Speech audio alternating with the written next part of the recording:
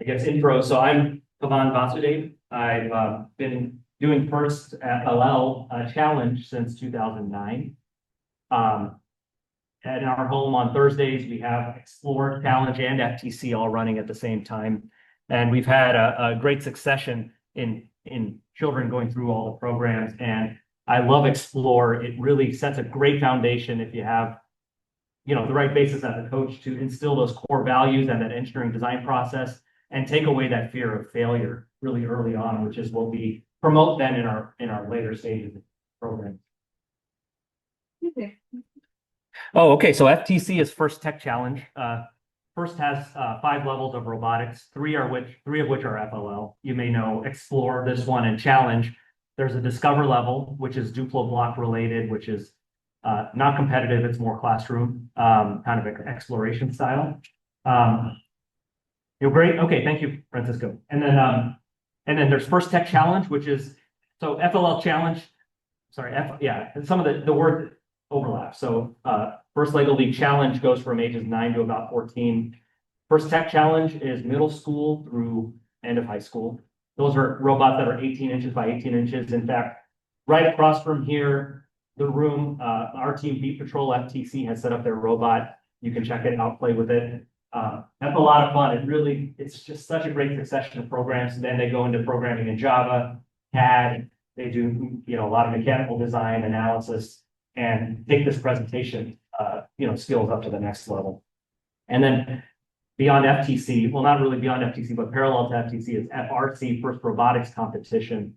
Those are larger robots that run on a field about the size of a basketball court. That's a fantastic competition. I don't have a lot of experience with it except for judging it, but a big barrier to entry is the cost there. You have larger teams and need a pretty good support staff there too. So, okay, let me get to the presentation here.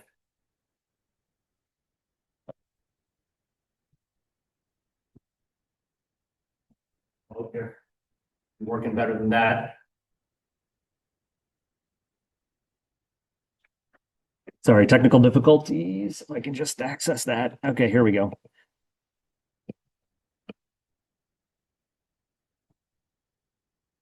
Okay, yeah, so this is actually a great graphic of the different FLL programs.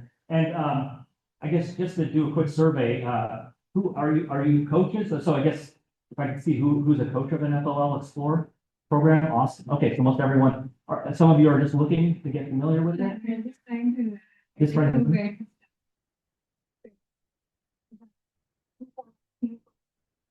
Okay.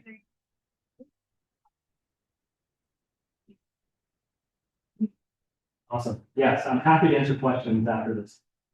And so you're starting to team? No, had a team. Okay. So basically, I'm preparing on a sponsor something. Thank you for being here. So I do coach Challenge, like I said, since 2009. I do assist on coaching Explore. Usually I delegate that to another coach or parent. But I do also direct the tournaments or festivals. So I'm a festival director. This year we'll be hosting it in early January at ASU West Campus, like we did last year. And that's a celebration day of everything everyone has learned. And I'll give you an idea of how the festivals go. Interrupt me at any time. Like I said, small group. This is not, definitely can take time to answer questions. So what is First Lego League Explore? Hands-on learning. That applies to all the First Lego League programs, I think. Creativity, exploration, and teamwork, developing critical thinking and design skills. And it's not about winning. Like I said, they don't call this a tournament, they call it a festival. That's like, what I love about this is, the engineering design process can be whatever you want. You could get to a much more complex process like we use in FTC, Ask, Imagine, Plan, Create, Experiment, Improve. Explore, create, test, and share. Like you start building a fantastic foundation about an iterative design process so you can make optimal solutions. Okay, now this is core values, but they are core to all of FIRST, period. If you look at some of the manuals in the past have shown, in fact, this one might show it too. Sorry for those on the phone, we'll show this to you in just a second. I don't see it here, but in the past they have robot, like think about FLL. You have the robot competition, you have the innovation project, but over all of it is the first core value. In fact, in the past, we used to have core values judging alone in a separate room. Now core values are judged as part of robot judging and your innovation project and how you do on the field because it's so core and integral to everything. So these core values: inclusion, discovery, teamwork, innovation, impact, and fun. Of course, when I ask the kids what their favorite core value is, they say fun all the time. But in this case, so we have this team meeting guide. You will get this team meeting guide with this kit. In it, there's of course information about core values, but it lays out each meeting really, really well here. And in the introduction, for instance, and in some of the objectives, they go through each core value on a week-to-week basis. So this week one is about discovery. So the children will, with your help, of course, truly understand what discovery means in this sense and how it applies to what they're doing. That integration is happening. And these core values stay the same throughout all of first. And the overarching theme is right there: gracious professionalism and cooperation. Okay, so what are the basics? So a team of 2 to 6 team members.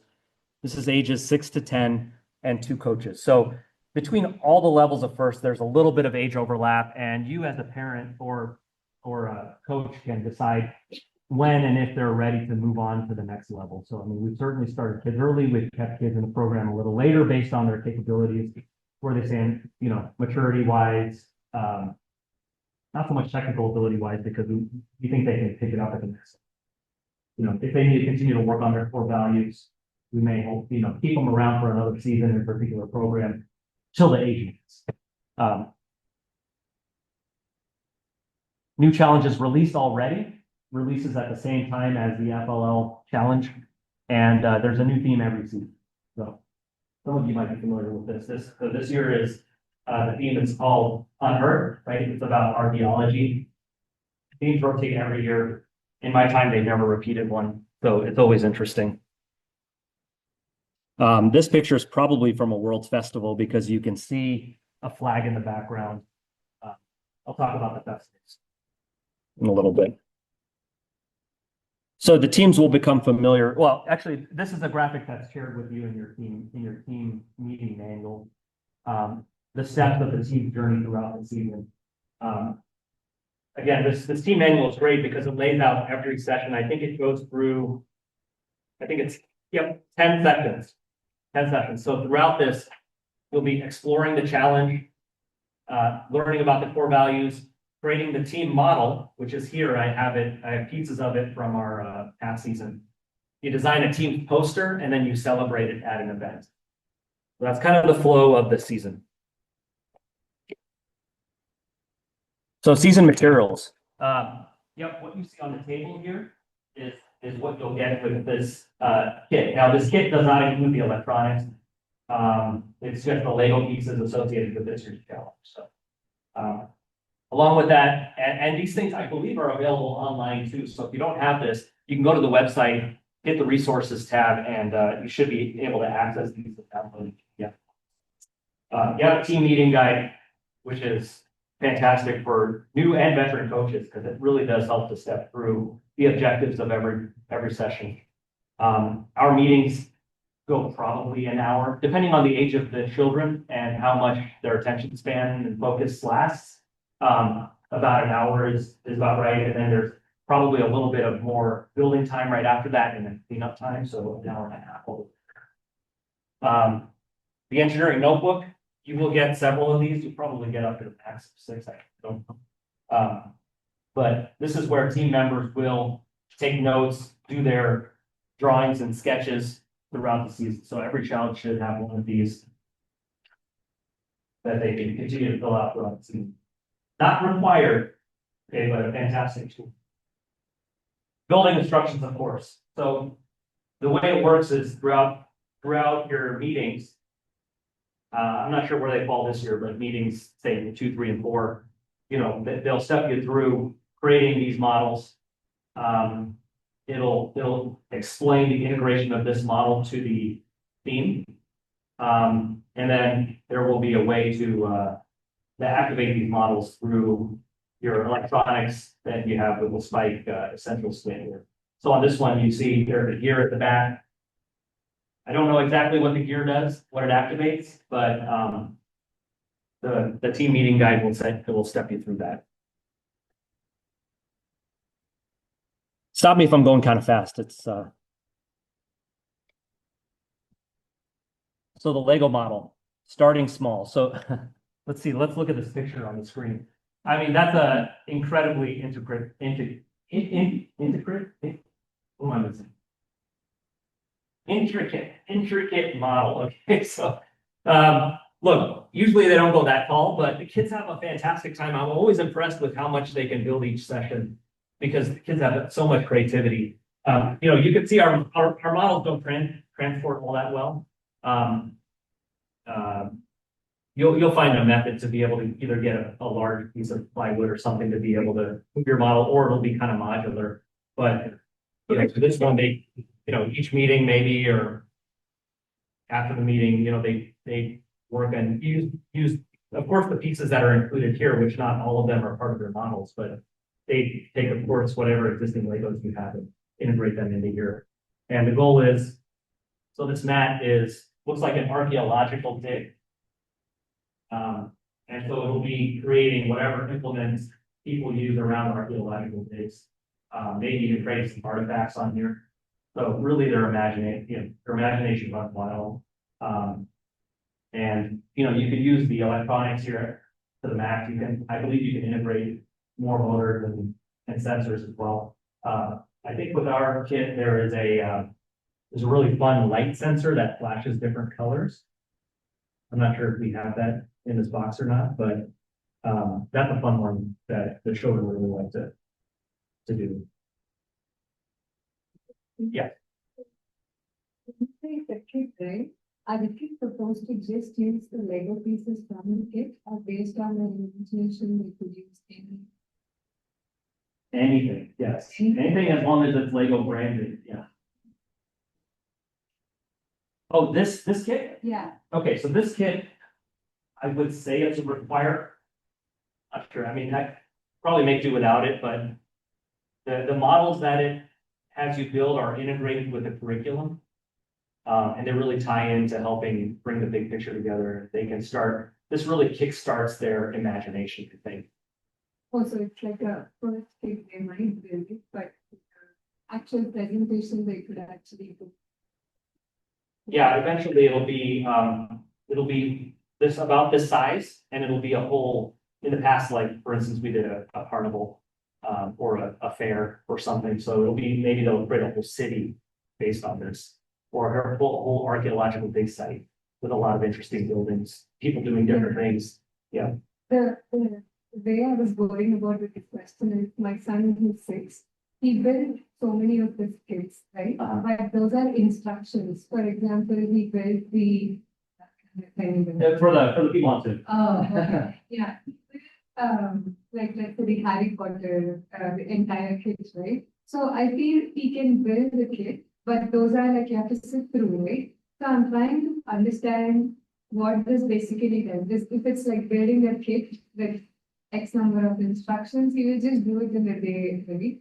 Like what is this curriculum for the 10 weeks or whatever you said, right? What will they get?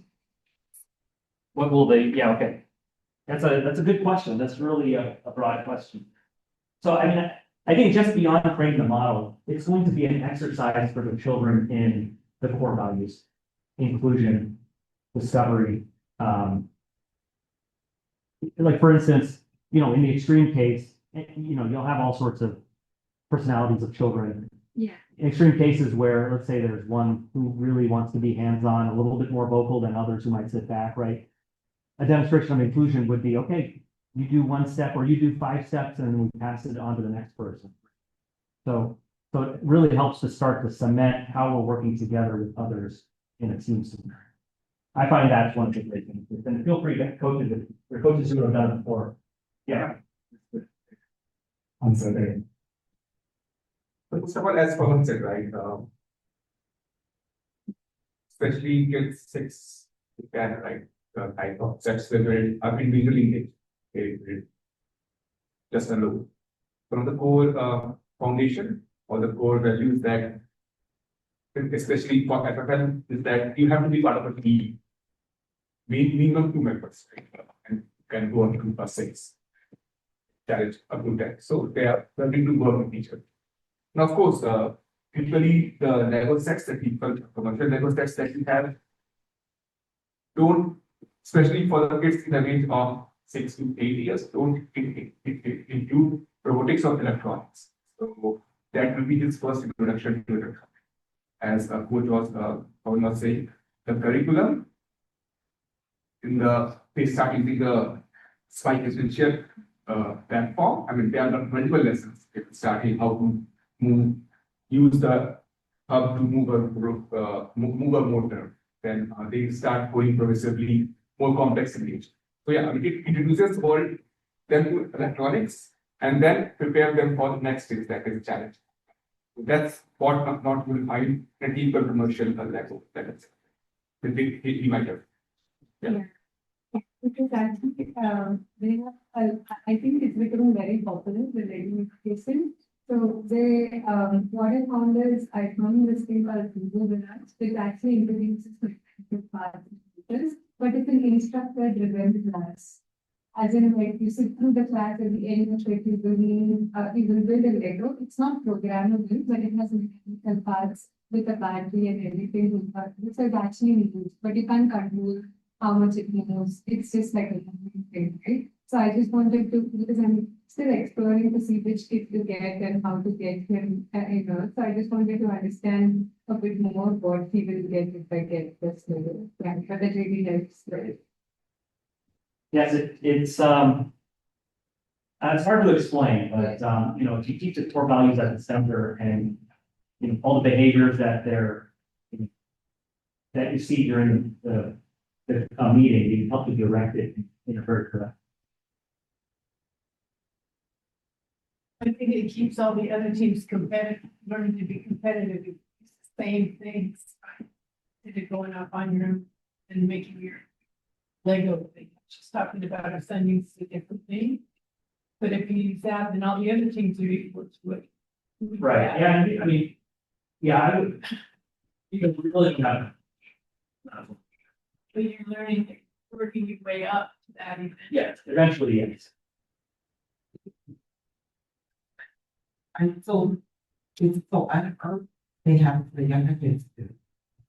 For the challenge and Yeah, at the FLL level, all the theme is consistent throughout all the projects. These are really great questions.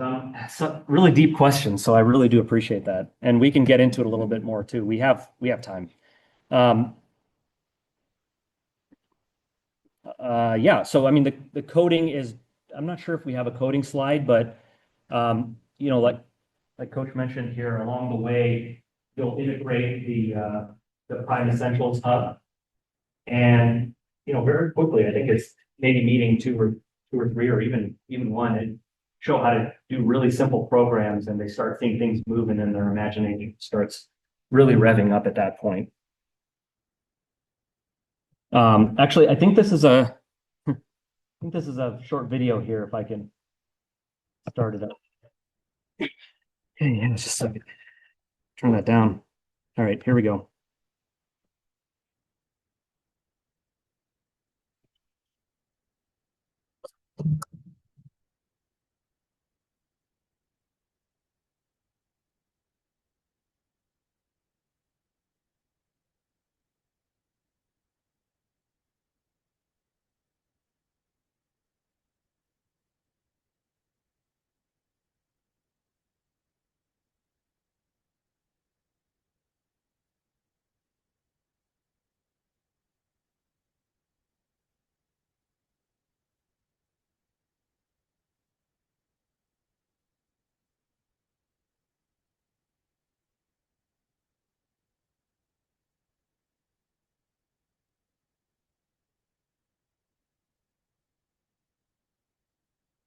Whoops. Okay, I think I'm back live. So I, wanted to bring this up to show a couple things. One is the models you'll build. You saw that little car that was running around. That's going to be along your team meeting guide. One of the meetings will be building that and programming that. And then this cartoon that you see here, this is also going to be in your engineering notebook, your team meeting guide. And it's interesting, that I found, and I haven't looked through this year's book yet, but that there's not a lot of explanation around this, but it's really helping the kids to try to interpret these pictures in the realm of the theme. And then also you could think about ways that core values would apply to these pictures as well, or the people within the pictures. So. Okay, team poster. So this is another output from your meetings by the end of it. Of course, collecting your journey along the way, whether it's in pictures, whether it's through sketches in your books there, or sketches outside, or research they've done online and websites they've found. All of that collect along the way. And at the end of it is the showcase kind of poster here, which is your typical trifold board. And on it, you put your three parts, main parts: explore, the create and test, and the sharing. The sharing is super important because it's part of that engineering design process where you're constantly improving and iterating. It's pretty open-ended. There's not it's not hard and fast rule of what to put where. And also it's really done by the children. It's really cool to see their handwriting, their cutouts. Of course you can see posters where there's, it's really well done, it's really professional in a way, but I love the children led aspect of this team poster. Any questions on this? Okay, so then this all culminates in the festival. So this is it'll be at ASU West in a room probably 2 times this. And you'll have the team set up on the outside. This is how we did it last year. Team set up on the outside, they get a table like this, and they'll set up their team poster, they'll set up their team model there, and they'll stand waiting for people to come by in a good place, right? And adults will come by, hey, what did you learn this year? Tell me about your model, and they get super excited to be able to share that with others. We have an activity that happens every year. Last year was a Lego pit. It might be something different, but something to keep the children occupied, but also be able to exercise their core values as well. And then throughout the morning, and this isn't an all-day thing, it culminates right after lunch, I believe. They'll go into a reviewing room, and it's not this is pretty open-ended. There are reviewing sheets. You can go online. I don't think I've listed it here, but you can go to the resources tab and you can look at the reviewing sheet, which is kind of a rubric of the things that the judges will be looking for, and then just ranking them on it. And again, it's not a competition. They're going to be recognized for what they excelled at. So like last year, I think my team received an award for outstanding team poster.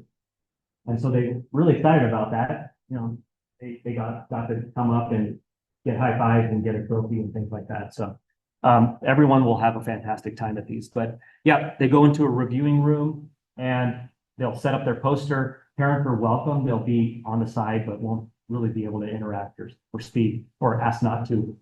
And the reviewers will get to the level of the children and start asking questions, asking them to share. Now, teams may have prepared presentations. It should be limited to 5 minutes. So our teams usually do that, which is everyone has a part to share about their journey. They might go around twice with the group, depending on how many children are on the team.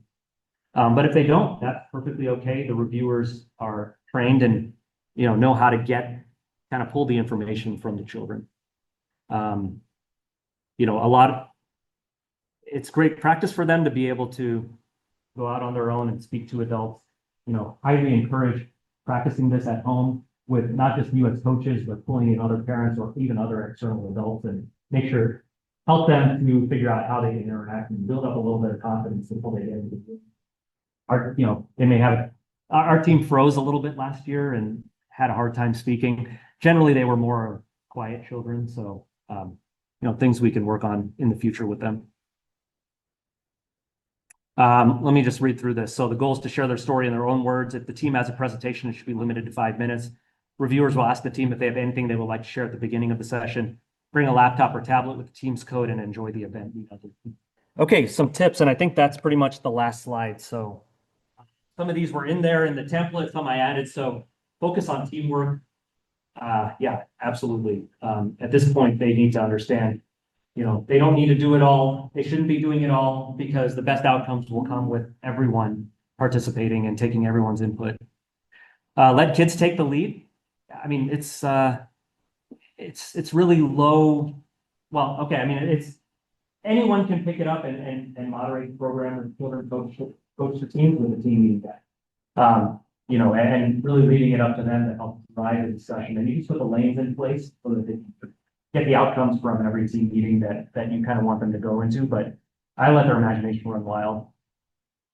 Explore the topic with them. I mean, we certainly don't have to know about archaeology. Finding, interesting YouTube videos. I think they have, I don't know what they call them. Oh, career connections, I think, if you go to the FLL site, the First Inspire site and go to resources, they will be posting a series of career connections videos. So you can get interviews from people who have been, or who are in that, who operate in that industry. Ask open-ended questions. I mean, that's such a great way to get them to get their juices flowing. You don't need to be an expert. Discover with them. Keep it hands-on. Connect with the theme. Reviewing sheets, like I shared, are online, so check those out. And if you see them early, then you can understand what the judges are going to be looking at, which is not so much just so they can get a great award. I mean, really, in my experience, if you hit the rubrics, then you're getting the outcomes that you want from the program. Practice review sessions with various adults and celebrate everything.